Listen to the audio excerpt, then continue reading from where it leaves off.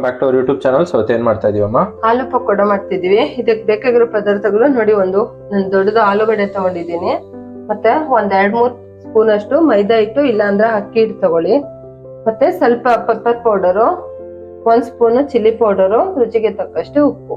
ನೋಡಿ, ಈ ತರ ನೀಟಾಗಿ ಚಿಪ್ಪೆ ಎಲ್ಲ ತಕ್ಕೋಬೇಕು. ಮೇಲಿರೋದು ಚಿಪ್ಪೆ ಎಲ್ಲ ತೆಗ್ದ್ಬಿಡೋಣ.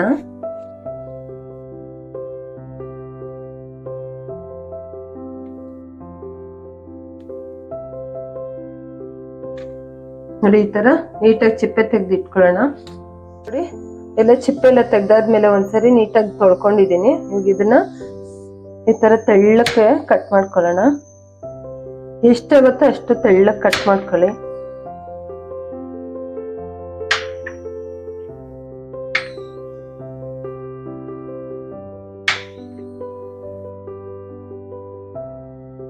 ನೋಡಿ, ಈ ತರ ಎಷ್ಟಾಗುತ್ತೋ ಅಷ್ಟು ಈ ತರ ಸಣ್ಣ ಸಣ್ಣಕ್ಕೆ ಹೆಚ್ಕೋಬೇಕು.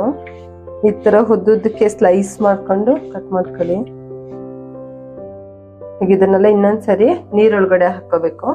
ಹಂಗೆ ಇಟ್ಕೊಂಡ್ರೆ ಈಚೆನೆ ಕಪ್ಪಾಗ್ಬಿಡುತ್ತೆ ಅದು. ಕಟ್ ಮಾಡಿ ನೀರಿಗೆ ಹಾಕೋಬೇಕು.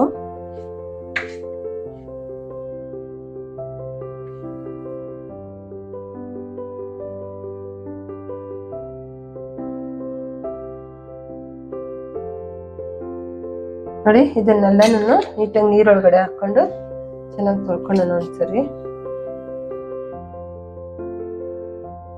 ನೋಡಿ, ಇದನ್ನೆಲ್ಲ ಸ್ವಲ್ಪ ಚೆನ್ನಾಗಿ ತೊಳ್ಕೊಳ್ಳೋಣ.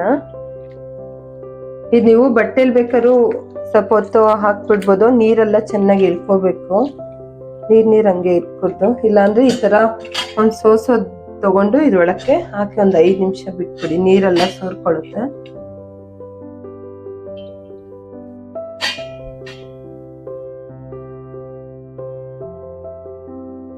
ಈಗ ನೋಡಿ, ಒಂದ್ 5 ನಿಮಿಷ ನೀರೆಲ್ಲ ಸೋರಕ್ ಬಿಟ್ಟಿದ್ದೆ.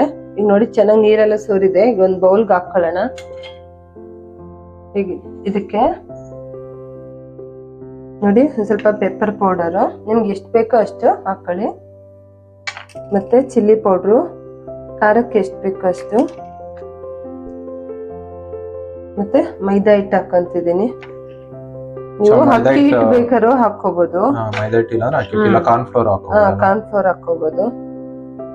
ನೋಡಿ, ನಾನು ಒಂದ್ 3 ಸ್ಪೂನ್ ಹಾಕೊಂಡಿದ್ದೆ. ಮತ್ತೆ ರುಚಿಗೆ ತಕ್ಕಷ್ಟು ಉಪ್ಪು. ಫ್ರೆಂಚ್ ಫ್ರೈಸ್ಗೂ ಹಿಂಗೆ ಕಟ್ ಮಾಡ್ಕೊಂತಾರಲ್ಲ ಸಿಮಿಲರ್. ಹೌದು. ಇವಾಗ ಇದನ್ನೆಲ್ಲ ನೀಟಾಗಿ ಕಲ್ಸ್ಕೊಳ್ಳೋಣ. ನೀರೆಲ್ಲ ಏನು ಹಾಕೋದ್ ಬೇಡ.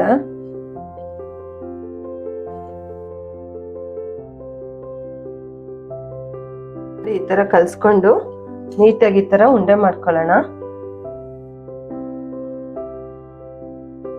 ನೋಡಿ, ನೀಟಾಗಿ ಉಂಡೆ ಬರಲ್ಲ, ಆದ್ರೆ ನೋಡಿ ಇದೇ ತರನೇ ಹಾಕ್ಬೇಕು. ಆದ್ರೂ ಕ್ರಿಸ್ಪಿಯಾಗಿ ತುಂಬಾ ಚೆನ್ನಾಗಿರುತ್ತೆ. ಈಗ ಎಣ್ಣೆ ಕಾಯಕ್ಕೆ ಇಟ್ಟಿದ್ದೆ. ಈ ತರ ಉಂಡೆ ಮಾಡಿ ಹಾಕೊಳ್ಳೋಣ.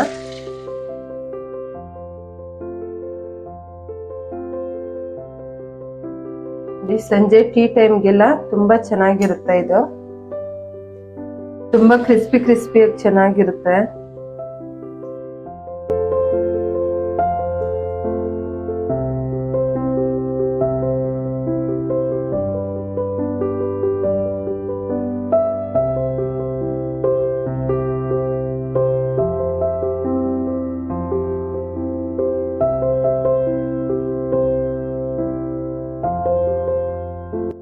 ಮೀಡಿಯಂ ಫ್ಲೇಮ್ ಅಲ್ಲಿ ಇಟ್ಕೊಂಡೇನೆ ಬೇಯಿಸ್ಕೊಳ್ಳೋಣ.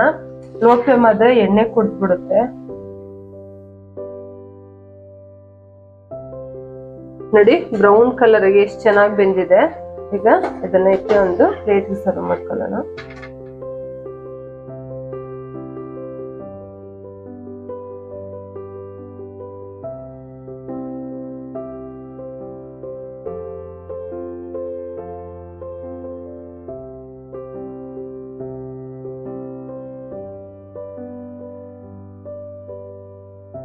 ಬಿಸಿ ಬಿಸಿ ಆಲೂ ಪಕೋಡ ರೆಡಿ ಆಯ್ತು.